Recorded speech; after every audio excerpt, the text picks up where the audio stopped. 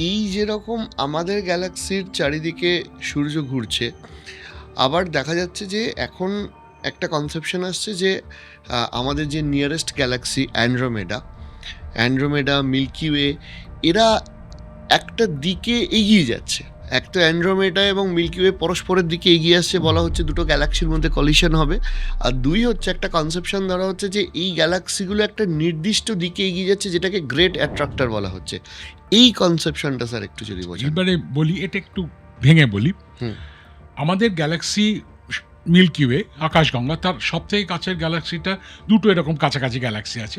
একটা হচ্ছে 1,20,000 আলোকবর্ষ, একটা হচ্ছে 1,80,000 আলোকবর্ষ, যাকে বলে স্মল ম্যাজেলানিক ক্লাউড, লার্জ ম্যাজেলানিক ক্লাউড। এগুলো উত্তর গোলার্ধ থেকে খুব একটা চোখে পড়ে না।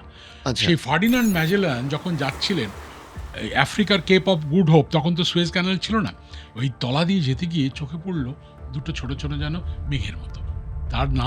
তার নামেই হয়েছে লার্জ ম্যাজেলানিক ক্লাউড, স্মল ম্যাজেলানিক ক্লাউড।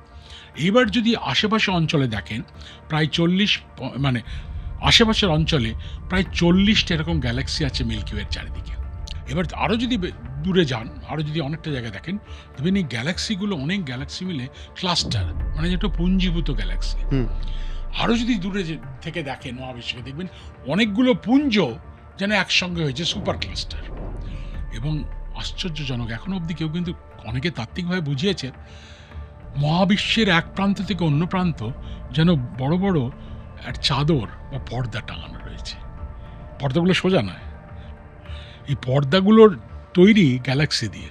সেই পর্দাগুলো একে অন্যকে এরকম করে কাট করছে। মধ্যিখানে এমন জায়গা আছে একটাও গ্যালাক্সি নেই, তাকে ভয়েড বলে। কেন হলো? এইবার বলা হয় যে পর্দাগুলো মনে করুন যে এরকম কাট করছে, এইখানে যে কাট করছে, এখানে তাহলে তার কনসেন্ট্রেশনটা বা ঘনত্ব অনেক বেশি, তাহলে সেসব জায়গা কি আশেপাশের অঞ্চল থেকে আরো বেশি জোরে টানবে?